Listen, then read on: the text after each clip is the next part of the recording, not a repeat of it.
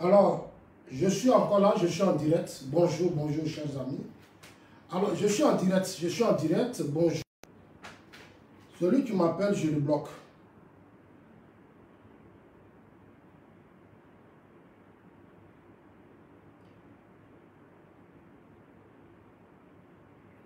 Alors, bonjour, bonjour. Le thème d'aujourd'hui, Alassane Ouattara, le président Alassane Ouattara, une vraie chance pour la Côte d'Ivoire et la sous-région. Alors, je vais m'expliquer. Je pense que je vais m'expliquer. Et je pense que 90% d'entre vous comprendront véritablement de quoi je veux parler. Parce que je passe aujourd'hui à une autre offensive, c'est-à-dire qu'aujourd'hui, c'est d'amener surtout les Ivoiriens, les Africains à comprendre, et le monde entier. Le monde entier connaît déjà le président Alassane. Il faut amener les Africains à mieux le connaître. Il faut amener les Ivoiriens encore à plus le connaître. C'est important. C'est important. Donc, chers amis, partagez la vidéo. Je vais parler. Je vais parler et puis attachez vos ceintures. Attachez vos ceintures.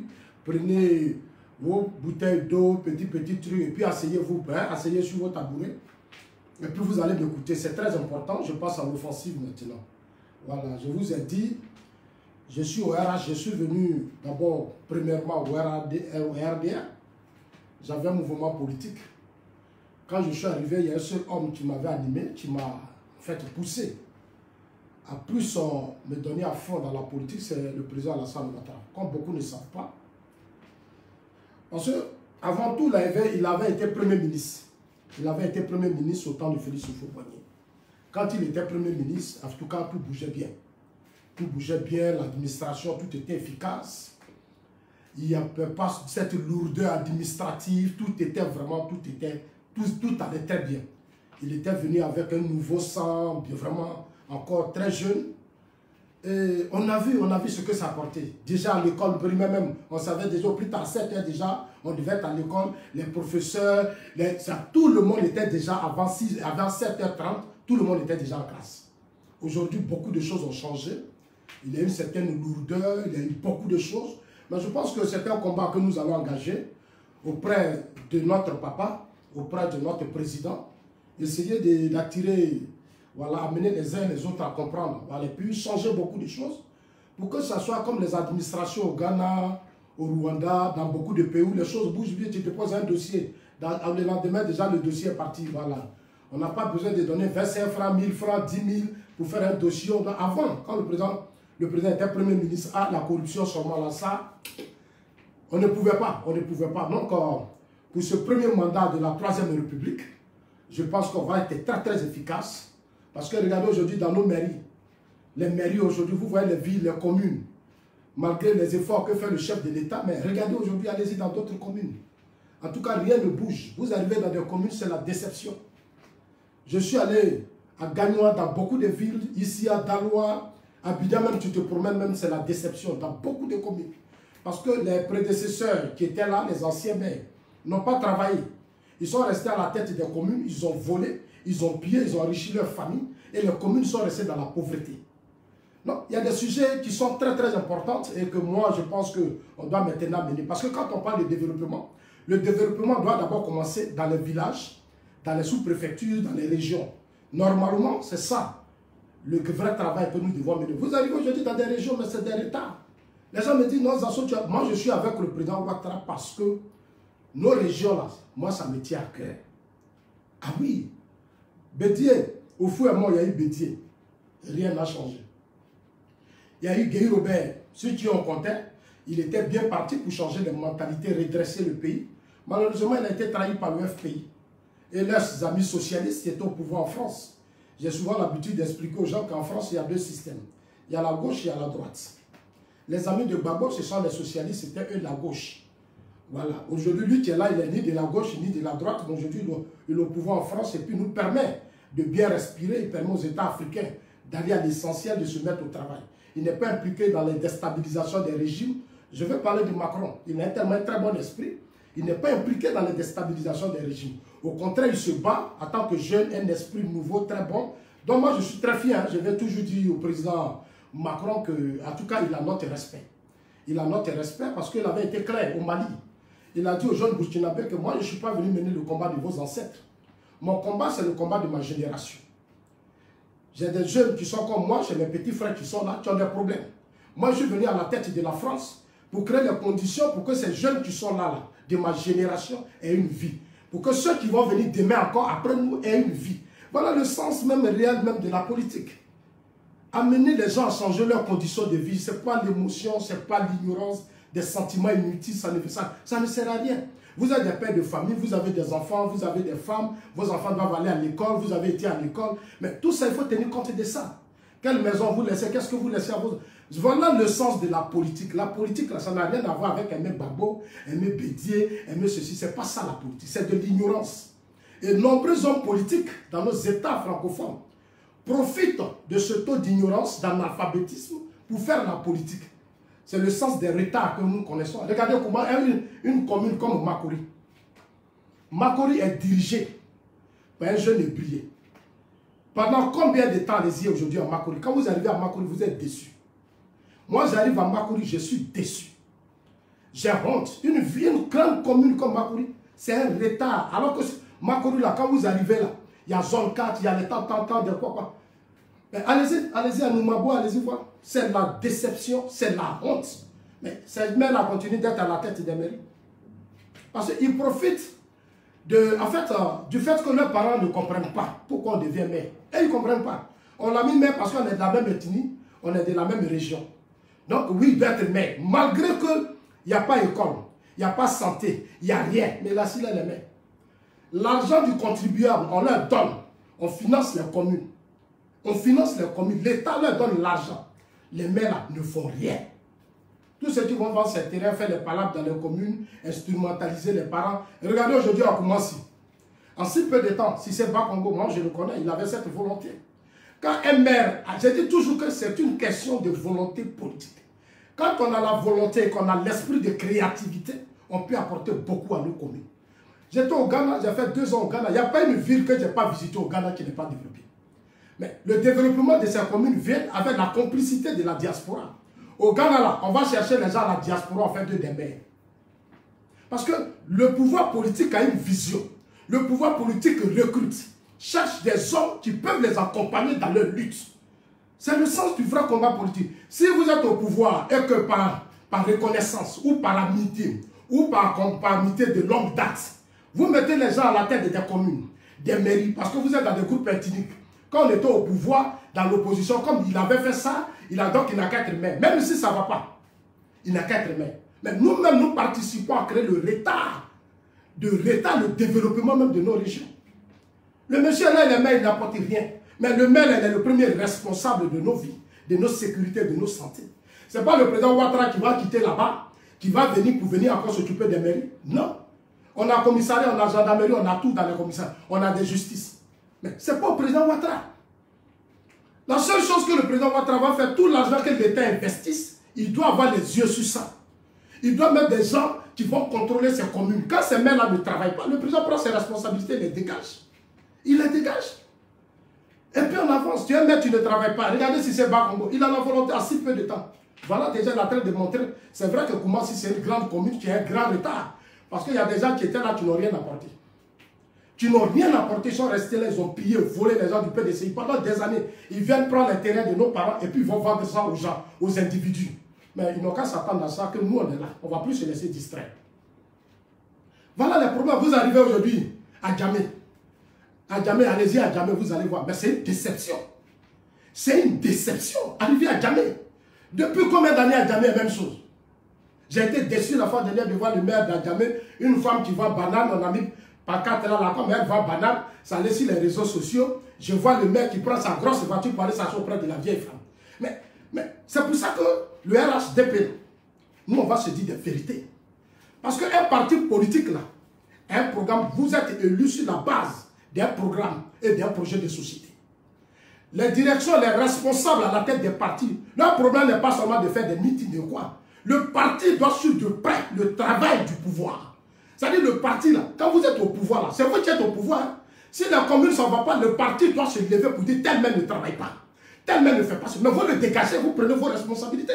Mais si on est dans un parti, et que le parti doit être un groupuscule comme on appelle, on est dans les amitiés, on est dans des trucs, mais Malgré ce que le président va faire, on voit les routes, on voit les... Mais rentrez dans les communes, rentrez dans les villes, vous allez voir. Allez-y dans les villages. Vous allez voir les retards. Aujourd'hui à Bobo, depuis l'arrivée d'Ahmed Bakayoko, on sent aujourd'hui qu'à Bobo, on peut faire des routes. On sent qu'à Bobo, on peut construire, on peut faire beaucoup de choses. Si c'est pas Congo, c'est possible, nous pouvons le faire. C'est juste une question de volonté politique. Une question de conviction. C'est-à-dire le parti politique, et j'insiste toujours dessus. Un pouvoir politique ne peut pas être fort si le parti politique n'est pas fort. Gbagbo là, il a été fragilisé parce que lui-même il a fragilisé son propre parti politique. Quand tu es au pouvoir et qu'au sein de ton système, il y a des conflits, il y a des guerres de positionnement, il y a des clans, il y a le tribalisme, il y a le népotisme, il y a la corruption, des individus font des business au sein des anciens et que tu n'ouvres pas les yeux, à la fin tu vas te trouver, tu n'auras pas de bilan. Allez-y en Tanzanie, vous allez voir ce que le président tanzanien fait aujourd'hui. Je vais m'arranger, je vais aller en Tanzanie, je vais faire des vidéos. Ils ont des tunnels, ils ont tout. Le président, il prend sa voiture. Il est dans les villages, dans les villes. Le président tanzanien, il est partout. Il suit tout de près. Parce que c'est son bilan, c'est sur son bilan. Il faut que lui-même soit les pieds des gars. Et le prochain gouvernement, on va dire au président Ouattara, il va finir. On va dire, monsieur le président, nous-mêmes là, nommez-nous, on va être maintenant vos conseillers. On va être avec vous. Quand on était dans l'opposition, là, on sortait. On partait dans les quartiers précaires. On partait. Le président, on ne peut pas seulement attendre les visites d'État. Le président et son épouse, il peut se lever et dire aujourd'hui, là, il m'a gagné. Il n'a pas besoin des mêmes personnes qui l'entourent pendant des années. Le président se lève et dit, bon, Zasso, viens ici. Comment il s'appelle là? Comment il s'appelle là? Il y a plus de choses, viens ici. Il va, il regarde, il dit, venez. Aujourd'hui, là, on va un peu faire le tour de l'Afrique. Je vais voir ce que les gens font dans les régions. Et puis on s'en va dire au président qu'ici, là, ça ne va pas. Mais les mêmes personnes, elles vont te dire, ça va. Parce que le président, oui, ça ne va pas, mais ils vont venir te dire, monsieur le président, ça va, monsieur le président, c'est bien, monsieur le président, c'est ceci, monsieur le président. Parce qu'eux, ils pensent qu'à leurs intérêts, ils veulent se faire toujours aimer. C'est ce que nous, on a vu avec le premier ministre Amadou Koulibaly. Tous ceux qui étaient là, ils voulaient se faire aimer.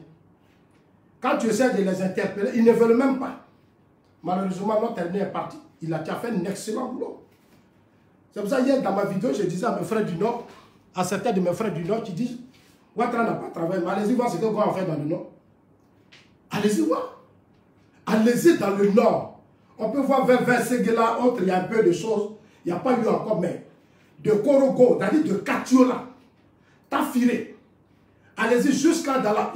Vous allez voir. Vous allez voir. La jeunesse de Korogo aujourd'hui, elle est restée là. Une politique agricole. J'ai vu des logements sociaux dans les villages. J'ai vu des choses. Gon avait un rêve. Il avait une vision. Et il imposait ça. Il faut imposer des choses et Gon l'a imposé. Moi, j'ai vu. Aujourd'hui, les jeunes, toute la population de Korogo là, ils ne sont plus obligés de venir habiter. C'est-à-dire ça réduit l'exode rural. Ça réduit l'exode rural. C'est une volonté politique. Alors, chers amis, le thème du direct, c'est le président Ouattara est une vraie chance pour la Côte d'Ivoire. Donc, envoyez la vidéo à tout le monde. Dites que Zasso dit, il va raisonner, il va parler. Je vous ai dit que bientôt, nous allons lancer un mouvement politique. Et je vais tout afficher, j'aurai les numéros des hommes, on va travailler. On n'a pas besoin d'assez d'hommes. La politique qu'on va engager, on va exposer les tares, les lacunes des uns et des autres. Parce que, avant que le président Ouattara ne parte, il faut que nous, là, on soit tous rassurés qu'en réalité, le vieux a mis les choses au propre. Et puis, un jour, il va partir. Il va se reposer. Je l'ai dit. Hein. Moi-même, je vois qu'après 2020, 2021, il doit même créer, lui-même, il ne doit plus se reposer. Et puis, laisser maintenant les vrais hommes travailler. C'est-à-dire, se repose, il a le temps d'aller maintenant sur les choses de près. Il n'aura plus trop de stress, trop de pression. Il va mettre une équipe en place. Parce que bientôt, il va mettre une équipe en place. Hein. Une vraie équipe qui va travailler, de vrais hommes qui vont nous réconcilier. Je donne un exemple. Nous, les assos, tu ne nous connais pas quand même. On dit, le président Ouattara dit, rentrez en Côte d'Ivoire, rentrez chez vous. Mais tu arrives là, tu te parles avec qui? Tu t'adresses à qui? Il n'y en a pas. Quels sont les ministères où tu dois aller? Oui, je suis revenu dans mon pays, je dois me réintégrer, je dois faire ça. Mais ailleurs, là, ce sont des trucs qui sont bien planifiés. Qui sont bien planifiés. Ici, les gens sont dans leur système. de clans, de tribalisme, de choses. Ce que les pro-Gbagbo ont fait au temps de Gbagbo, les BT, les quoi, ils ont formé leur clan. Quand tu leur parles, c'est la même chose. Donc c'est tout ça qu'on va changer. Ce sera le sens vraiment de notre combat. C'est le grand combat que nous allons engager. On va dénoncer les choses avec courage. On va parler parce que le président Ouattara a été victime de beaucoup d'injustices. Bédié, Babo, Gueye l'ont traîné de tout. Il ne peut pas être au pouvoir et puis aujourd'hui sur lui, autour de lui, les gens vont créer le même esprit. Je ne suis pas d'accord avec ça. Le président Ouattara ne peut pas, ça dit que l'esprit qui a fait que nous, on a combattu le président Ouattara, cet esprit aujourd'hui est là, hein, ça existe. Je vous ai dit, on s'est mis en première fois, premier mandat, 3 ans, et puis on s'est mis à fond. Parce que cette fois-ci, là, nous, on va parler, on ne va plus se taire. Moi, je ne vais pas me taire, je vous le jure. Parce qu'il y a des choses, moi-même, je ne suis pas content.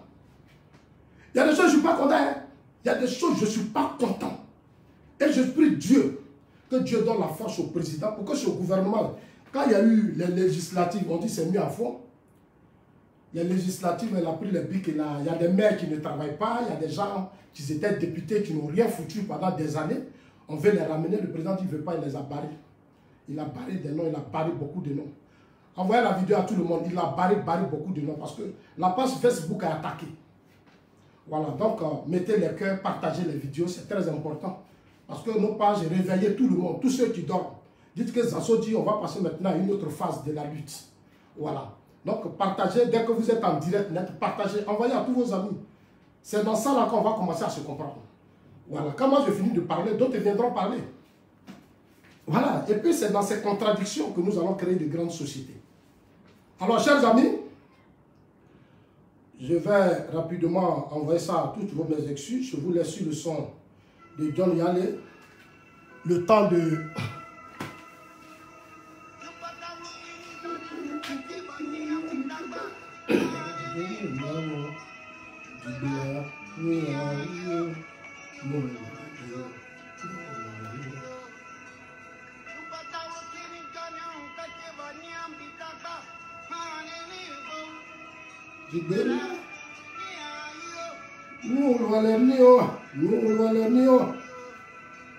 Alors, il y a un truc, avant de commencer, je voudrais répondre, avant de parler du chef de l'État, de son Excellence, le président Alassane Ouattara, je voudrais d'abord revenir sur un truc, parce que j'ai certains frères maliens qui n'ont pas compris mon poste. Voilà, Kati 24 est un organe en ligne, voilà, en ligne, qu'on appelle Kati 24, qui a fait un poste où il a dit l'imam Diko mérite notre respect. Alors, moi, j'ai réagi pour dire que l'imam Diko était un danger, pour non seulement pour le Mali, la stabilité du Mali, et surtout le développement du Mali. L'imam Diko, qui a participé à l'insurrection, qui était à la tête de cette révolution, qu'on avait appelée révolution en son temps, et on a vu des Maliens danser et chanter, mais c'est un danger, et c'est un danger même pour le Mali. Dites à l'imam Diko que Zasso dit tu es un danger pour le Mali. Un vrai danger.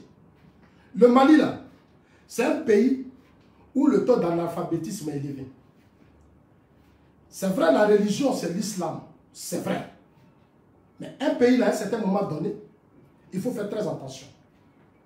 Les religieux doivent avoir leur place. Les religieux doivent avoir leur place. Moi, je n'ai pas soutenu le coup d'État au Mali. Quelqu'un a été élu. On attend les prochaines élections et puis on s'en va, on va voter. On va voter et puis on enlève. C'est tout. On n'a pas besoin de faire une insurrection, aller chercher l'armée. La plupart de ceux qui gèrent la tête de vos armées, est-ce que c'est des managers? Ils ont des compétences pour gérer des pays. Ils sont à la tête, ils font les coups d'État. Eux-mêmes, ils n'arrivent même pas à chasser même le terrorisme, le djihadisme qui est là, à côté. À côté. Malgré les moyens qu'on leur donne, ils n'ont même pas cette volonté. Ils sont dans des business avec des djihadistes. Des responsables de l'armée qui sont dans des deals. En complicité même avec certains hommes religieux. Ceux qui sont derrière là, ce sont aussi des religieux. Mais si vous êtes des hommes religieux, que vous êtes forts, mais allez-y les convaincre pour vous libérer la religion, la région. On n'a pas forcément de toujours accuser l'Occident. Un jour, prenez vos responsabilités, asseyez-vous pour régler vos problèmes. L'Occident a connu le colonial. Les Occidentaux aussi ont été colonisés. Ils ont été colonisés. Aujourd'hui, là, quand les États-Unis, quand la France a des problèmes avec la Russie, quand les États-Unis quand les États-Unis ont des problèmes avec la Russie, est-ce que vous voyez la France soutenir la Russie? Est-ce que vous voyez l'Allemagne soutenir la Russie? Ces pays-là sont toujours en phase avec les États-Unis. Remarquez bien, tous ces pays-là, ils sont toujours en phase avec les États-Unis. Tout ce que les États-Unis vont dire, la France est d'accord. Non, il faut que les Africains vous ouvrez vos yeux. Ouvrez vos yeux. Ressaisissez-vous. Comprenez que le vrai problème de l'Afrique, ce n'est pas seulement la communauté internationale. C'est l'éducation, c'est-à-dire que c'est les Africains eux-mêmes. C'est-à-dire que nous, ailleurs au Ghana, tout va bien. Mais dans les pays francophones, on aime trop accuser. On aime insulter. On aime exposer notre haine. On ne s'aime pas. On ne s'aime pas. C'est-à-dire ce qui est essentiel là, ce n'est pas ça nos débats.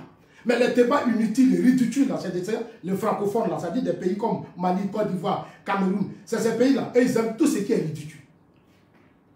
Nos populations ne travaillent pas. On est nombreux, mais on ne bosse pas. On aime plus les hommes politiques. J'ai dit hier sur leur page, j'ai dit que Diko c'est une malédiction pour vous. Diko n'a qu'à se ressaisir. Les militaires qu'il a mis aujourd'hui, lui-même il se plaint. Il a commencé à comprendre que les militaires qu'il a mis là, ils ne font plus l'affaire. Mais si nous les assauts là, moi j'ai le droit de me mêler du débat du Mali. Je le dis en tant que leader d'opinion. J'ai le droit de me mêler du débat du Mali. Pourquoi? Je vais vous donner mes raisons. Quand il y a la crise au Mali, est-ce que vous savez combien de Maliens qui sont en Côte d'Ivoire? Vous savez combien de Maliens qui sont en Côte d'Ivoire, qui vivent en Côte d'Ivoire? Vous savez? Ils sont plus de 2 millions. Ils sont beaucoup. Quand il y a la crise au Mali, là, les gens viennent dans des cars. Ils viennent. Ils viennent. Eux tous, c'est en Côte d'Ivoire, ils viennent. C'est en Côte d'Ivoire et c'est un poids pour l'État ivoirien. C'est un poids pour la Côte d'Ivoire. Quand il y a le djihadisme, il y a le terrorisme. Quand il y a des palabres, mais les armes qui sortent, ces gens qui sont dans la nature, hein, les armes, mais c'est difficile aussi pour notre pays. Donc moi, Zasso, j'ai intérêt à dire, le Mali a besoin de démocratie, le Mali a besoin de stabilité. Moi, quand souvent je passe par Mali pour voir mes amis. Mais je sais combien de fois un Côte d'Ivoire est rempli de Maliens. Et tous ils rentrent ici, c'est ici, ils viennent faire leurs affaires. Mais si le Mali est stable, mais vous allez voir que ça ne va pas être un gros poids pour la Côte d'Ivoire, ça va aussi aider le pays. Et c'est ce qui fait l'Europe, la faute des Européens. Chacun fait de sorte que dans son pays, il y ait la stabilité pour que ces populations ne soient pas un poids pour les autres. La plupart, là, c'est un poids pour nous. C'est que vous ne savez pas. Quand ils viennent là, dans toute cette crise, ils prennent beaucoup d'argent. Est-ce que c'est bon argent, c'est qui se passe? Ils viennent, ils investissent. Ils investissent. Non, c'est des trucs que nous devons beaucoup faire attention. Je ne peux pas accepter qu'on fasse la promotion des Diko au Mali, je ne peux pas. Parce que c'est un échec pour moi, c'est un échec. C'est un échec, il ne peut rien apporter au Mali. Tout ce qu'il va faire, c'est instrumentaliser les esprits faibles, les jeter dans les rues, venir faire des palabres inutiles. Ça n'a pas de sens. Chers amis, ça n'a pas de sens. Aujourd'hui, là, regardez les États. Un jour, le président Ouattara l'a dit, il a été invité par une personnalité importante, donc j'oublie le nom actuellement. Et le président Ouattara disait, il n'y a pas de réciprocité. Il faut maintenant que nous, le combat que nous allons engager dans l'avenir, il faut qu'il y ait une certaine réciprocité entre les pays de la sous-région et la Côte d'Ivoire. Il n'y a pas de réciprocité. Combien, je vous dis, est-ce que vous savez combien les Burkinabés qui vivent en Côte d'Ivoire font rentrer dans leur propre pays? Combien? C'est des milliards qui rentrent. Il y a d'autres, par an même, il y a des pays qui font sortir plus de 300 milliards de la Côte d'Ivoire. Ils viennent, ils font les affaires, l'argent, ça va dans leur pays. L'argent va dans leur pays. Les Guinéens, ça va dans leur pays. Tous ceux qui sont là, ça va dans leur pays. Mais combien de milliards qui sortent de leur pays pour venir en Côte d'Ivoire? Combien? Combien? Il n'y a pas de réciprocité. Chez nous, quand d'autres viennent, on les reçoit bien. Mais quand on va chez eux, c'est différent. Chez eux, là, il y a des espaces qu'on ne peut pas occuper. Il y a des secteurs qu'on ne peut pas occuper. Il y a des choses qu'on ne peut pas faire. Mais chez nous, quand ils viennent là, on accepte. Non, ils doivent nous prendre de la même manière. Regardez les Marocains. Aujourd'hui, le Maroc vient. Mais quand les Ivoiriens sont au Maroc, là, ils sont dans quelle affaire? Ils ont les hôtels, ils ont les restaurants, ils ont des entreprises? Non. Non. Les Ivoiriens n'ont rien. Et nos ambassadeurs n'ouvrent même pas les yeux sur ça. Nos ambassadeurs là. Et ils sont là-bas seulement pour faire papier. Ce n'est pas ça le débat. Quand les citoyens sortent d'un pays et qu'ils vont dans l'autre pays, mais vous, l'ambassade, l'État de Côte d'Ivoire, vous devez les amener à vous battre pour que les gens s'intègrent. Ils n'ont qu'à être responsables des restaurants. Ils n'ont qu'à avoir les restaurants, les hôtels. Mais c'est un politique que l'État met, parce que l'État a besoin de valoriser ses citoyens à l'extérieur.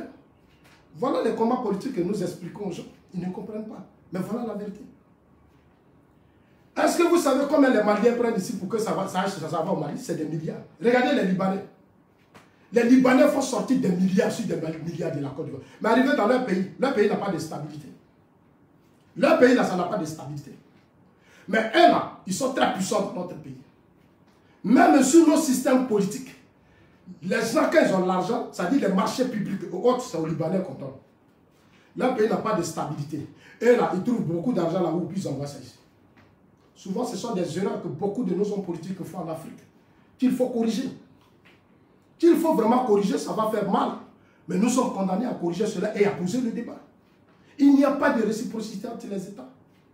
Le président Ouattara l'a dit un jour au Golfe.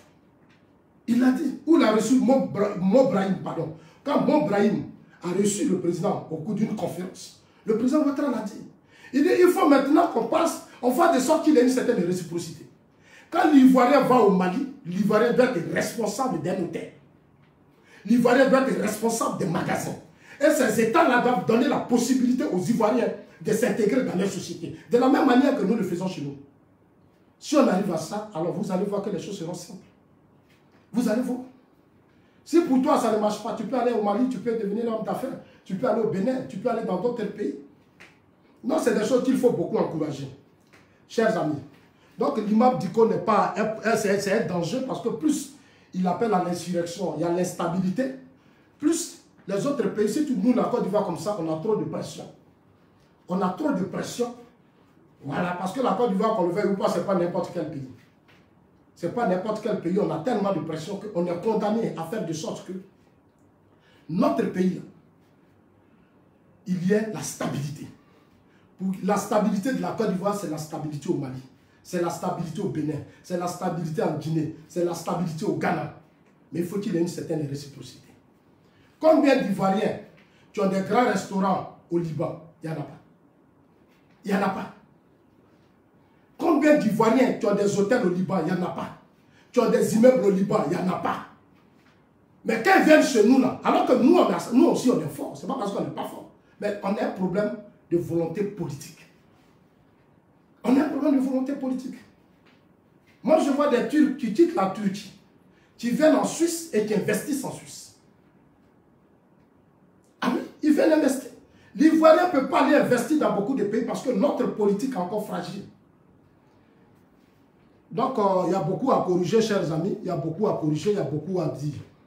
Et ce sera ça le vrai combat. Ce serait ça le vrai combat. Bon, revenons maintenant au chef de l'État. Souvent, quand je dis le président Ouattara est le meilleur président, les gens disent que Zasso, ce n'est pas souvent vrai ce que je dis, mais c'est la vérité que je vous dis. Je vous ai dit au début, quand il est rentré dans ce pays, il a réussi à stabiliser le pays. Oufou a eu besoin de lui. En si peu de temps, il a fait de grandes choses. Il a fait des merveilles. Oufou est mort, ça ralentit beaucoup de choses, et des aventuriers ont pris la tête de ce pays. Bédié a été un échec, Gueye a été un échec, l'autre a été un échec. Son arrivée après une crise politique, il a réussi à repositionner la Côte d'Ivoire sur la scène internationale et dans la sous-région. Aujourd'hui, les résultats sont là. Les résultats sont là, ces relations, ces réseaux qu'il a dans le monde entier facilitent aujourd'hui le développement dans notre pays. Il est venu là organiser le sommet Europe-Afrique. Mais le sommet Europe-Afrique a fait rentrer beaucoup d'investisseurs dans notre pays. Le sommet Europe-Afrique a permis à des banques de venir s'installer dans notre pays. Le sommet Europe-Afrique a permis aux grands financiers d'investir dans notre pays. Aujourd'hui, beaucoup d'argent est rentré dans notre pays. C'est cet argent-là rentré que les gens ont volé, des gens incompétents qui étaient les pros, qu'on appelait les cadres pro-show. Même les cadres du PDCIRDA. Quand le président Ouattara a formé son gouvernement où il y avait tout le monde, il y avait Bédié, il y avait So, mais il y a des individus, des incompétents qui n'étaient pas formés, qu'on a mis. Comme eux, ils étaient dans la rébellion d'après eux, ils ont fait ceci. Donc ils sont venus, ils ont commencé à voler. Ils sont nombreux comme ça, des pros sur pro. Ils ont beaucoup volé, détourné dans l'administration. C'était un désordre. Il a fallu que certaines organisations internationales et autres interpellent le président Ouattara. C'est ce qui se passe. Et le président Ouattara a compris. Quand il a commencé à mettre de l'ordre, les gens ont commencé à faire par là. Quand il a commencé à sanctionner, les gens n'ont pas supporté les sanctions. Parce que pour eux, ils étaient à un certain moment donné à Bouaké, c'était un no-man's land. C'était un désordre total. Donc eux, ils préféraient vivre dans ce désordre. Non, c'est un État. C'est un État. C'est un pays. Quand le président Ouattara a commencé à sanctionner, c'est devenu palabre. Certains sont allés même dire, ah, pardon, monsieur le président, il faut aller doucement, il ne faut pas faire ça. Alors que là où on était parti, là, on serait déjà aujourd'hui bien parti. Quand dans un pays, on sanctionne, on sanctionne, on sanctionne, il avait commencé. Aujourd'hui, ce qui est important, qu'il a réussi, il a déjà réussi à repositionner le pays et à développer le pays. Ce pays qui a connu un grand retard depuis qu'Oufou est décédé. Depuis Oufou est décédé, le pays a connu un grand retard. Aujourd'hui, on a des ponts, on a des échangeurs, on a des routes, parce que la route même précède le développement. Si dans nos parents, là, s'il n'y a pas de route là, comment ils vont prendre un café caca pour envoyer ça au pont? Même chose, produit là, comment ils vont faire pour venir vendre ça dans les villes? Mais il faut avoir des routes. Non, on a eu beaucoup de routes. On a eu beaucoup de routes. Ça, c'est déjà bon. L'électricité, les villages électrifiés, beaucoup de choses. L'eau courante, beaucoup. Donc, en tout cas, il y a eu un excellent travail qui a été fait. Et ça, je voudrais d'abord saluer le président et son gouvernement pour ce boulot qui a été fait.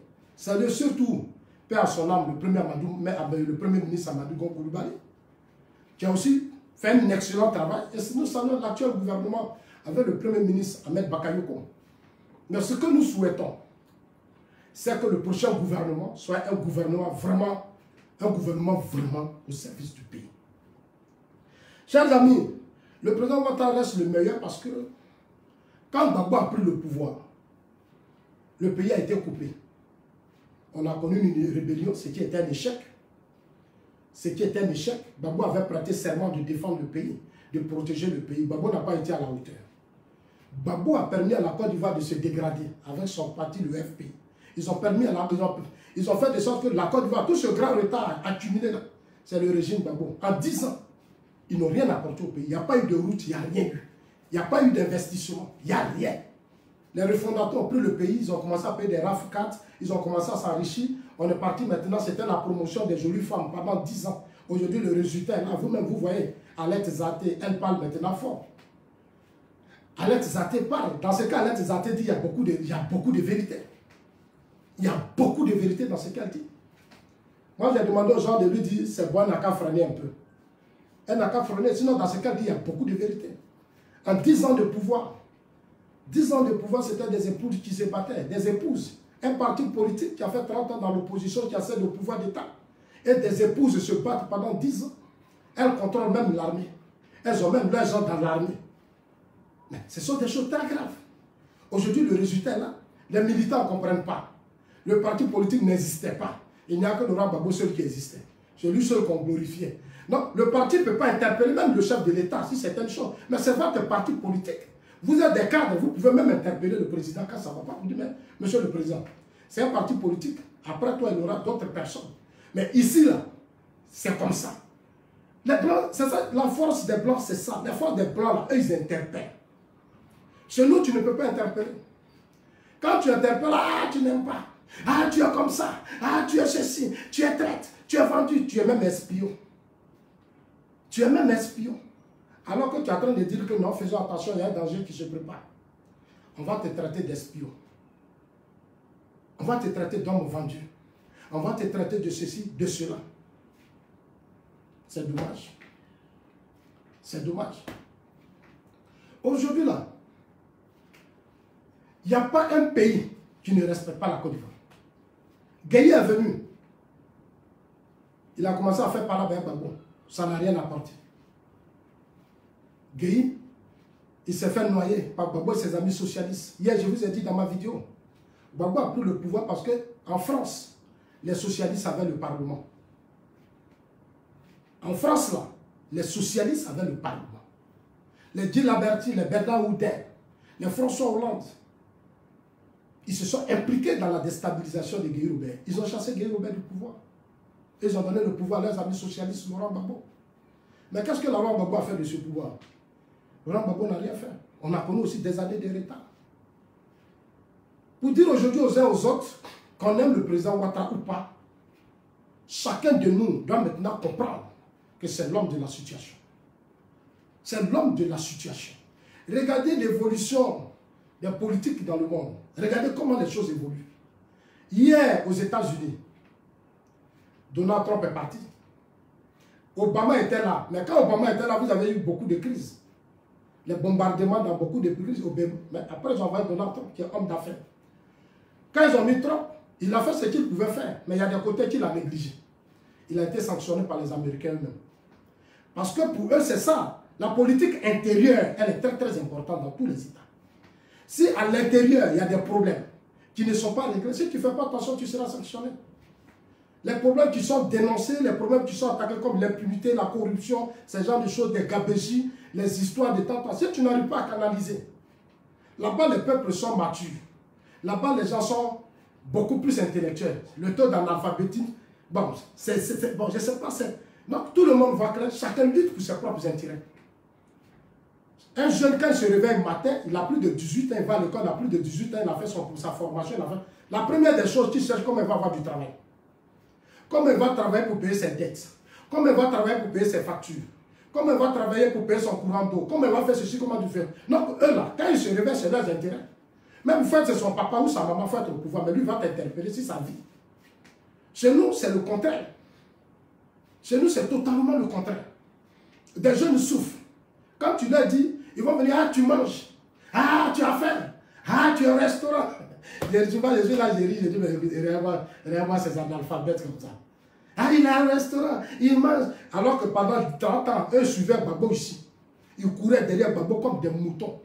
10 ans, Gbagbo a pris le pouvoir. Ils se sont comportés comme des moutons. Ça dit comme des moutons. Il n'y a pas d'école. L'université, là, il n'a pas construit. Il n'a rien fait. Il n'a rien apporté à la pauvreté. Ils étaient dans la pauvreté. Les jeunes étaient dans les agorés parlements. Il n'y a rien. Gbagbo prenait des étrangers pour venir prendre l'argent du pays pour aller investir. Il a dit, il dit la présidence là, c'est une caisse sociale. Il prend l'argent de la présidence, on donne à d'autres personnes, vous souffrez, et puis vous emmerdez les gens. Vous emmerdez les gens. Depuis que le président Ouattara est au pouvoir, là, il l'a lancé, c'est-à-dire que le président Ouattara c'est un libéral, socialiste. Lui, sa politique, c'est de permettre à chaque citoyen de se prendre à charge. C'est-à-dire, les ressources du pays sont là. On met tout, on dit chaque Ivoirien, voilà ici, viens prendre ta place. C'est à toi de te battre pour prendre ta place. Donc, lui, il crée les conditions de stabilité, de sécurité. Et vous venez dans une concurrence. Ça veut dire que lui, il crée la concurrence. Ça veut dire vous venez, chacun à sa chance, venez vous battre pour vous en sortir, puis réaliser votre vie. Voilà la politique du président Ouattara. Il ne cherche pas à ce qu'on vienne, ah, Ouattara est joli, le président Ouattara est comme ça. Lui, ce n'est pas ça qui l'intéresse, parce qu'il est conscient que d'un moment à l'autre, il ne sera pas là. Il est conscient que d'un moment à l'autre, il ne sera pas là. Donc lui, il veut donner la chance à chaque jeune. Il veut donner la chance à chaque citoyen. C'est le sens de sa politique de stabilité, tout ce qu'il est en train de faire. Tout ce qu'il est en train de faire. Peut-être que sa politique de l'emploi n'est pas peut-être bien expliquée. Mais en réalité, c'est sa vraie politique qui est là. L'emploi jeune. Il faut faire des formations, il a créé des structures. Mais il y a beaucoup de choses qui doivent être corrigées aussi dans ce système. Parce que normalement, quand on veut employer des jeunes, il faut s'appuyer sur les communes. Il faut s'appuyer sur les communes. Les communes devaient être impliquées, les maires devaient être impliqués dans ce système. Moi, je suis en train de regarder le fonctionnement de la politique emploi jeune. C'est vrai, le ministre fait beaucoup d'efforts, mais il y a beaucoup à faire. Et puis, il y a beaucoup de choses à corriger. Il y a tellement de choses à corriger dans cette politique emploi jeune. Il y a tellement de choses à corriger. Est-ce que les maires sont vraiment impliqués? Parce que les maires, là, ils ont leur population. C'est eux qui connaissent le nombre de jeunes dans la commune. Les enfants, les femmes, ceux qui emploient, ceux qui n'ont pas emploi. Les maires sont les premiers responsables. Mais comment ça fonctionne? Depuis là, je suis là, je demande à certains maires. Mais quand ils m'expliquent, je dis, mais il y a ça qu'il y a beaucoup à faire. Il y a tellement de choses à faire. Les maires sont les premiers responsables des habitants de sa commune. Sécurité, emploi, tout ce qui est pas, c'est le maire. C'est le maire. Souvent, des jeunes n'ont pas d'emploi, ils sont assis. Ils croient que non, c'est quelqu'un. Non, mais vous êtes dans une commune. Vous payez des impôts. La commune doit être propre. La commune doit avoir des routes. La commune doit être ceci, la commune doit être cela. C'est pour ça que vous avez élu quelqu'un. Non, vous deviez être regardant sur ce qu'il fait. Il doit vous rendre compte. Parce que le développement de votre commune, c'est vous tous, c'est vous qui habitez dedans, c'est à vous de participer au développement de cette commune. Ce n'est pas quelqu'un qui va le faire pour vous. On est un président qui est aujourd'hui à la tête d'un pays qui a de grands réseaux. Quand il a pris le pouvoir là, il a fait rentrer de l'argent. Il a donné beaucoup d'argent à des communes, mais les gens ont détourné cet argent.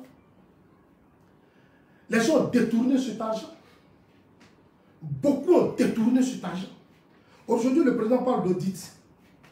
Quand on veut parler d'audit, il y a des gens qui sont là, qui se torturent. Mais il faut qu'il ait des audits. Il faut qu'il ait des audits. C'est l'argent du contribuable qu'on vous a donné à un certain moment donné. Mais on veut voir clair dans cet argent. Dans les ministères, dans les quoi, comment on appelle ça, des postes importants, comment on appelle, dans des régies financières de l'État et autres. Il faut qu'on sache réellement qu'est-ce qui s'est passé, qu'est-ce qui a été fait, qu'est-ce qui n'a pas été fait. Parce que c'est beaucoup d'argent parti comme ça. Des gens ont pris, certains même prennent et puis ils vont faire leurs propres investissements. Ils vont faire leurs propres affaires. Ministre d'entreprise, ministre dans les affaires, ministre dans le temps, c'est pas normal. Ils créent des systèmes, ils mettent leur propre gars dedans. Tu vois, il y a des choses, il y a des gens qui l'ont fait, que le président n'a pas apprécié. Il y a des choses que le président n'apprécie pas. C'est pour ça que ce premier gouvernement s'attend d'éterner. Parce que le prochain gouvernement, vous serez tous surpris. Il va se mettre à fond.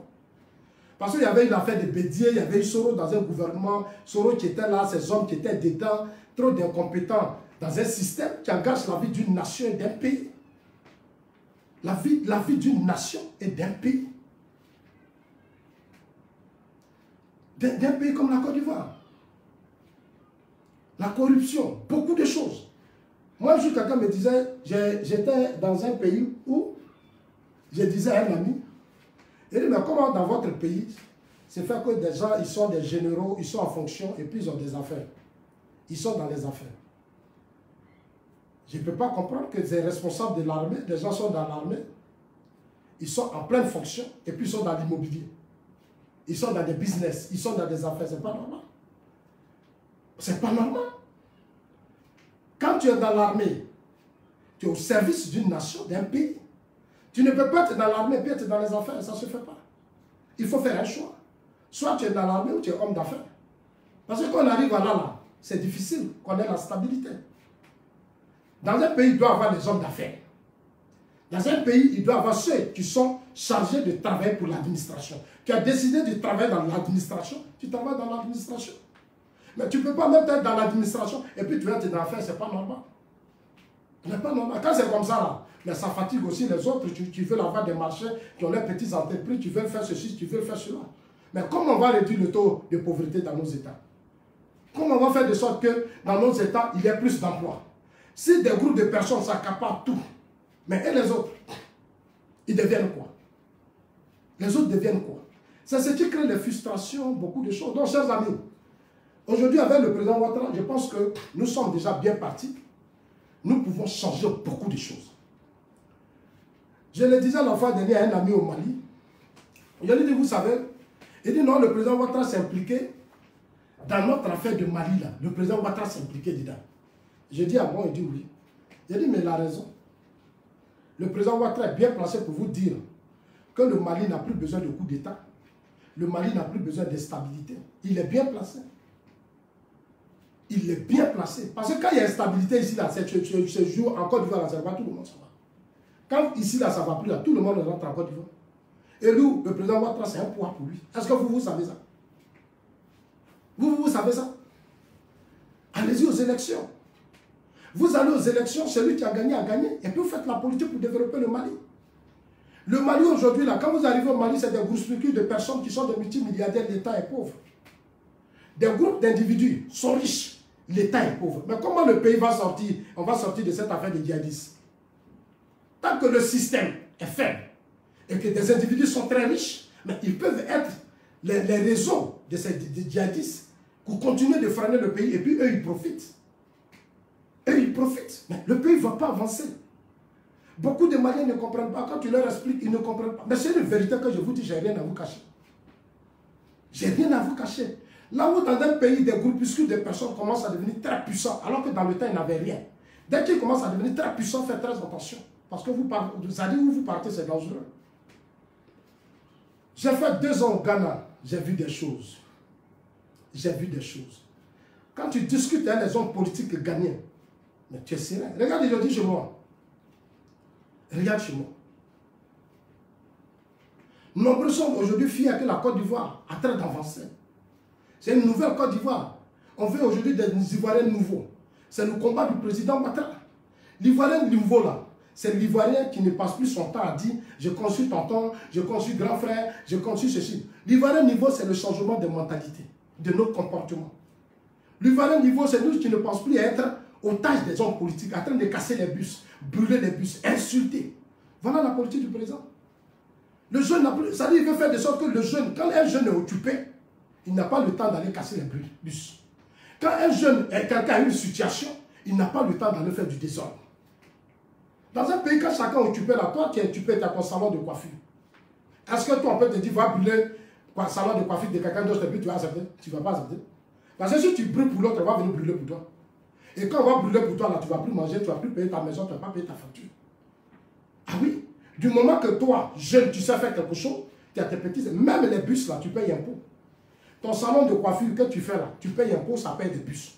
Tu te lèves de façon ignorante, des individus te manipulent, tu t'as brûlé des bus.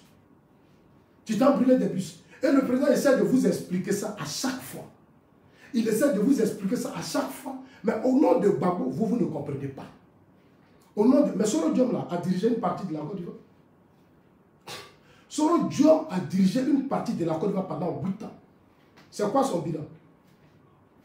Avant de suivre quelqu'un, il faut quand même réfléchir. Je te suis là, mais avant de te suivre là, avant tu étais qui? Avant tu avais fait quoi? Quand tu étais là, tu avais fait quoi? Il n'y a pas, regardez aujourd'hui les pro-Gbagbo.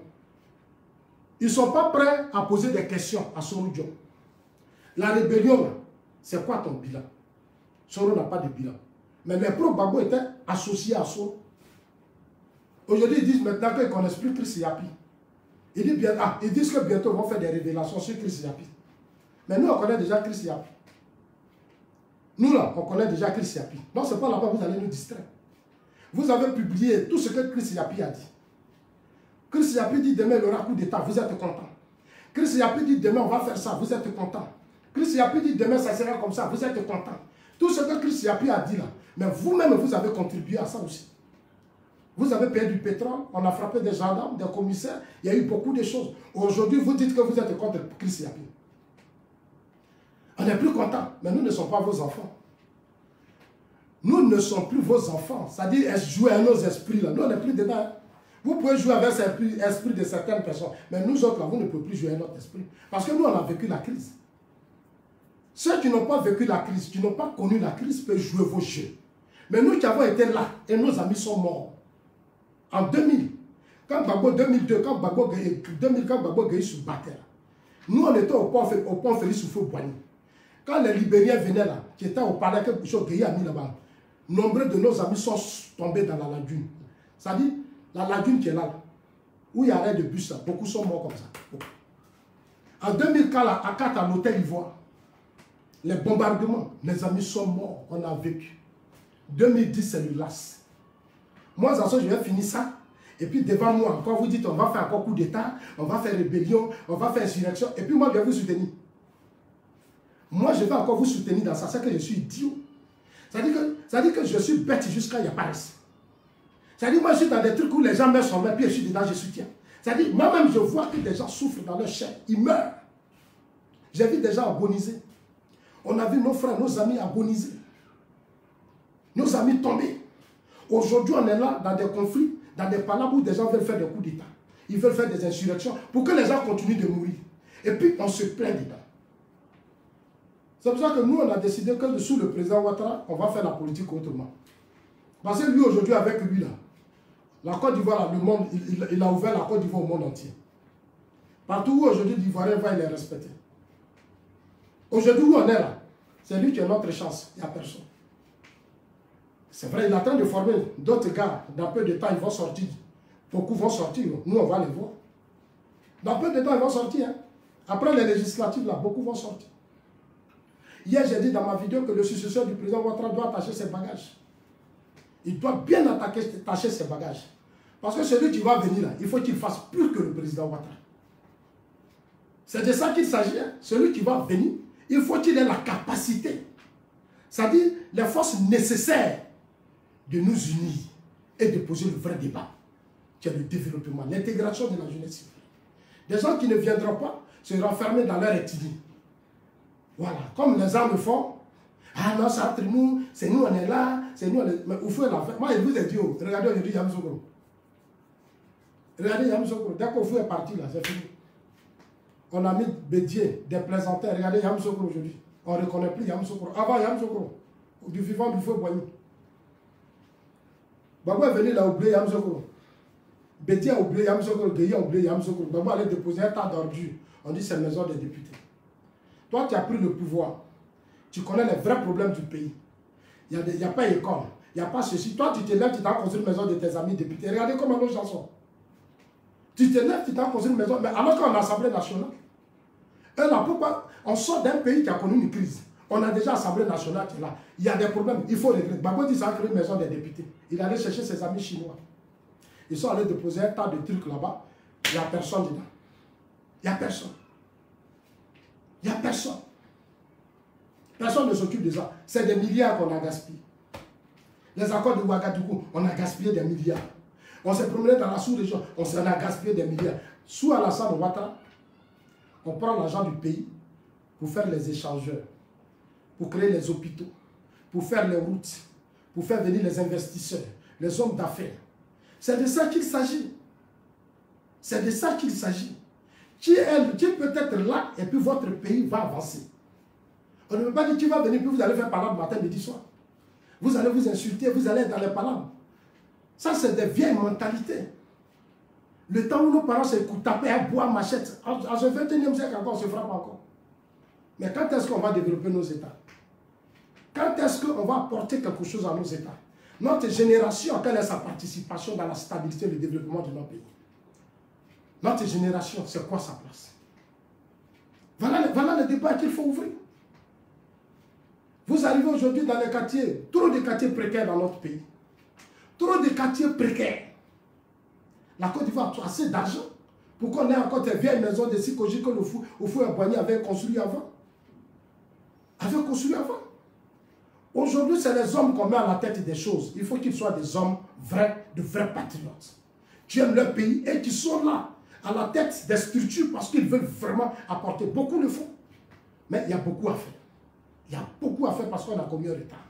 Donc je suis là pour dire aux Ivoiriens ce soir que le président Ouattara, c'est une chance pour la Côte d'Ivoire. Parce que, aujourd'hui dans le monde, il n'y a pas un chef d'État, il ne peut pas appeler, et puis il ne va pas décocher le téléphone.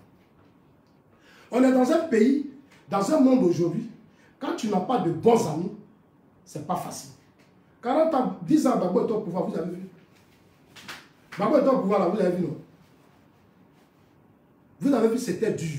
Moi, j'ai entendu les gens dire, non, Babou a fait, comment on appelle ça? Il a créé, comment on appelait ça, là, le budget sécurisé. Il payait les fonctionnaires. J'ai dit, mais puis après, les fonctionnaires ont toujours été payés. Les gens prenaient ça, et puis c'était... J'ai dit, non, mais les fonctionnaires ont toujours été payés en fait.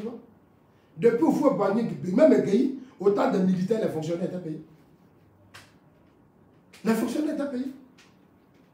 Il a fait quoi pour nos villes et villages? Il a fait quoi après? Il n'a rien fait. Il a construit quoi l'armée? La preuve en est que voilà notre armée. Depuis Boaké, les gens ont tout pris. Il n'y a rien. Ceux qui venaient avec ses amis, ils ont pris toutes les villes. Il n'y a rien. Il n'a rien construit. Parce qu'en 10 ans, on a confié la Côte d'Ivoire aux jeunes patriotes. En 10 ans, la sécurité de notre pays est aux mains des jeunes patriotes. Comme un pays sérieux, des dirigeants sérieux peuvent confier la sécurité d'un pays aux patriotes. La sécurité, l'armée de la Côte d'Ivoire, c'était les patriotes. Ils sont assis là, ils attendent seulement quand il y a un problème, ils vont sortir. Et puis ils vont dire au menu, regardez-moi ça. Un jour, j'ai dit à quelqu'un, j'ai dit, mais vous déstabilisez Babou. Au menu là, si on change de stratégie là, ça va vous coincer. 10 ans de pouvoir, menu, alors qu'on a une armée. On a gendarmerie, on a police, on paye des gens. L'État paye des gens, paye des soldats. Ils ont prêté serment. Et puis nous, là, on est là, menu. C'est comment c'est maïs, c'est comment c'est maïs. Depuis que le président Ouattara est là, vous voyez jeunes dans les rues. On est une armée. Ah oui. Aujourd'hui, on a des forces d'intervention très rapides. On a des forces d'intervention très rapides. Tu peux commencer, mais il faut terminer. On a des forces d'intervention très rapides. Tu commences là, il faut terminer. Si tu commences, il faut terminer. Moi, j'ai vu, j'étais là, à Dabou. À Dabou, les gens ont commencé. J'ai fait une vidéo ici, j'appelais certains amis de Dabou. J'ai dit, c'est que vous commencez, vous pensez que vous pouvez terminer.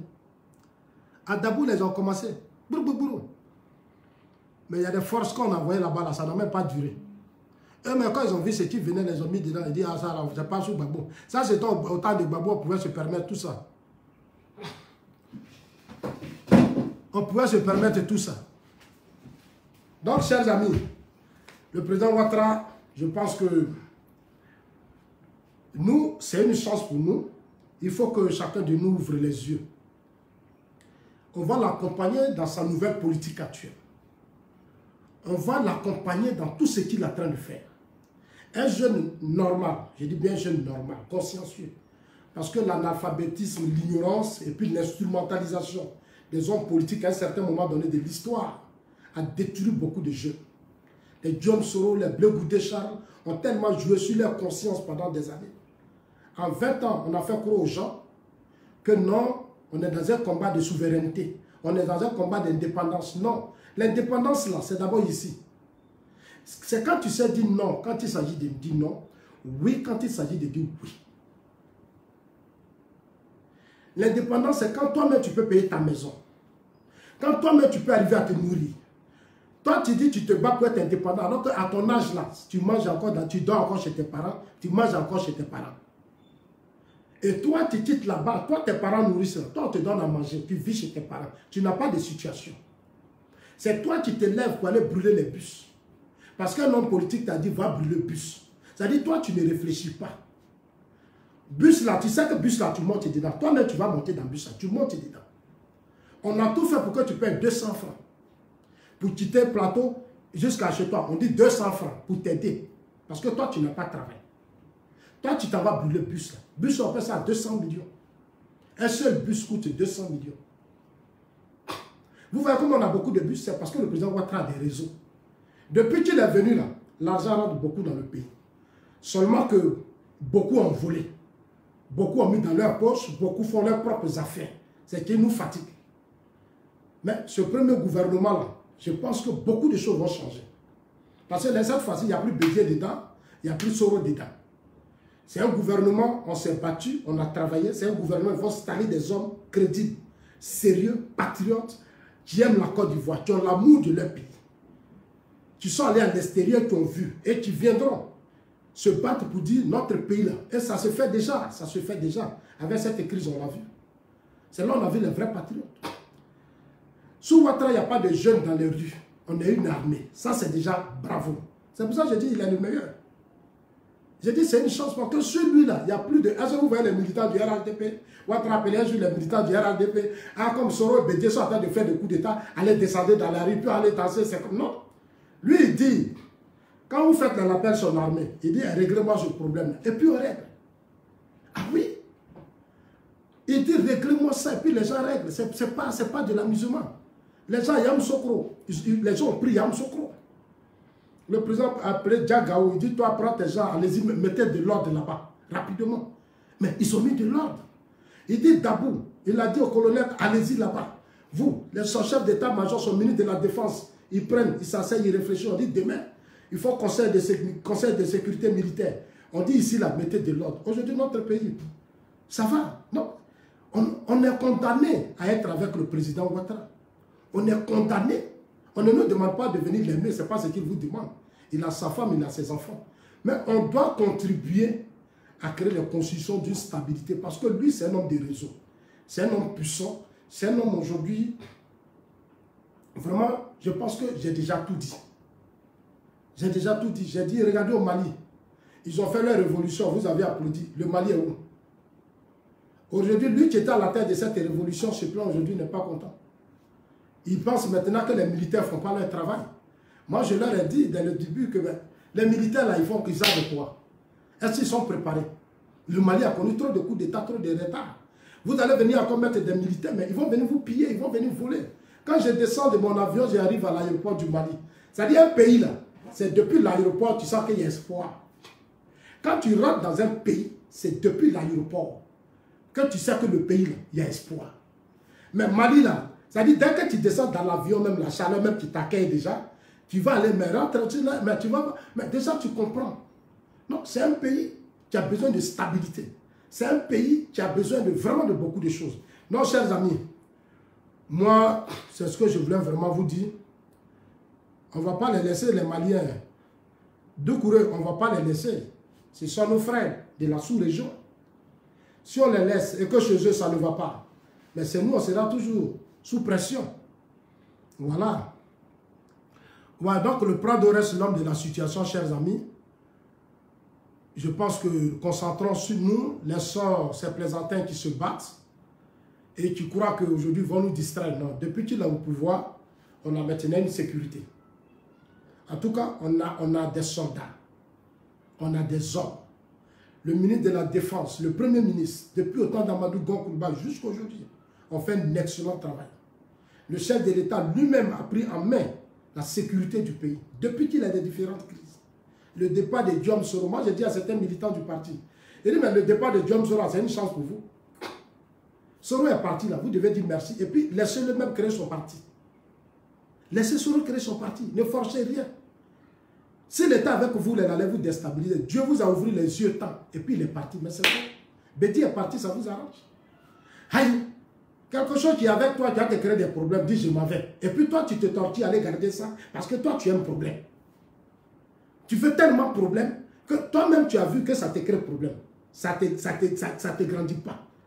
Toi, tu dis non, je vais prendre, je préfère pour eux. Ça veut dire que tu es maudit. Ça veut dire que tu es maudit. Non, le départ de Soro, là, ça arrange non seulement le pouvoir, mais ça arrange aussi les cadres. Ils ont maintenant une lisibilité, ils voient clair bien dans tout ce qu'ils veulent faire. Voilà.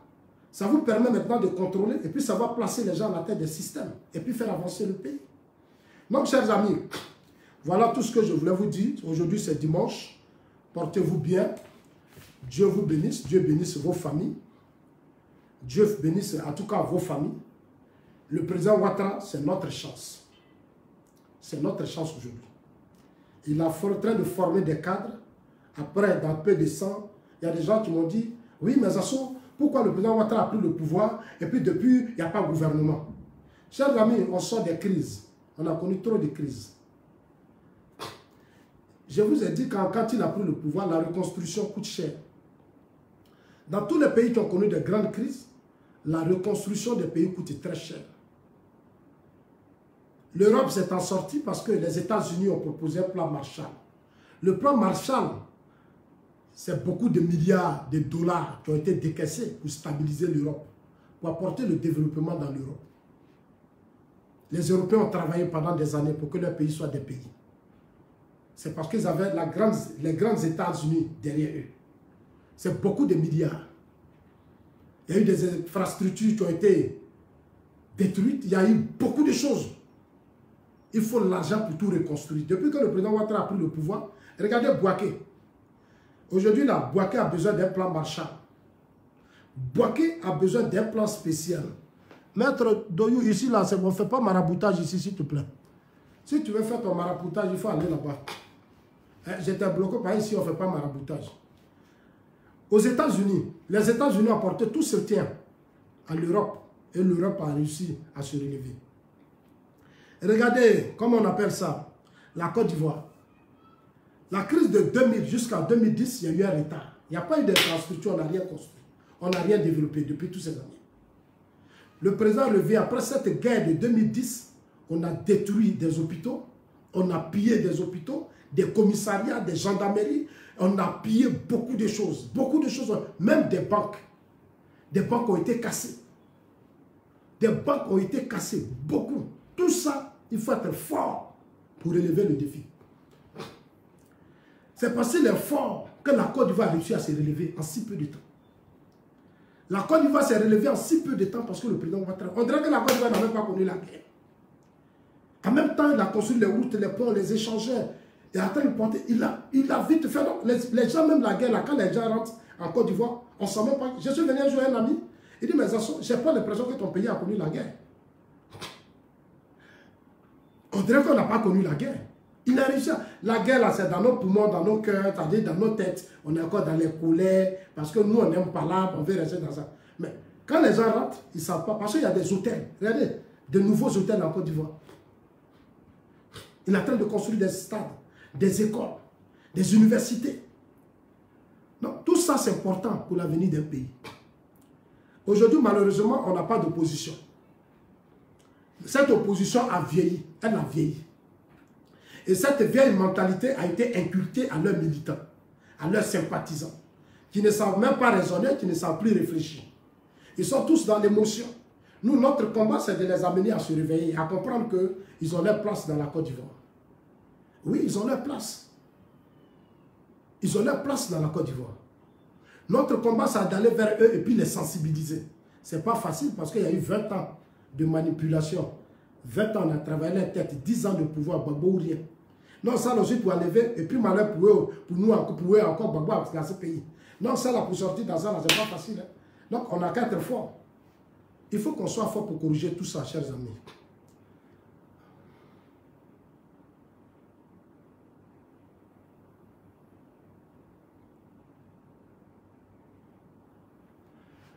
Le combat d'éducation doit être la politique mise en place par le parti.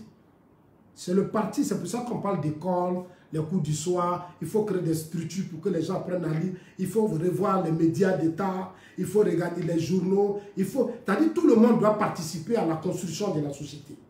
Donc il faut à un certain moment être dû et donner une ligne à chacun d'entre eux pour dire, on a connu la guerre, on a connu beaucoup de choses. Aujourd'hui, il faut reconstruire le pays. N'importe qui ne peut pas faire n'importe quoi. Des gens ne peuvent pas voler. En si peu de temps, ils sont riches, ils sont ceci. Tout ça, on doit freiner ça. Et une fois qu'on freine ça, là, nous, on est bien partis. Hein. On est très bien partis. Et puis, il faut le faire avec rigueur et fermeté. Quand il y a la rigueur, l'impunité, les corruptions, tout ça, si on a réussi à être dû dessus, mais vous allez voir que tout le monde va se redresser. Et puis, on est bien partis, quoi. Voilà.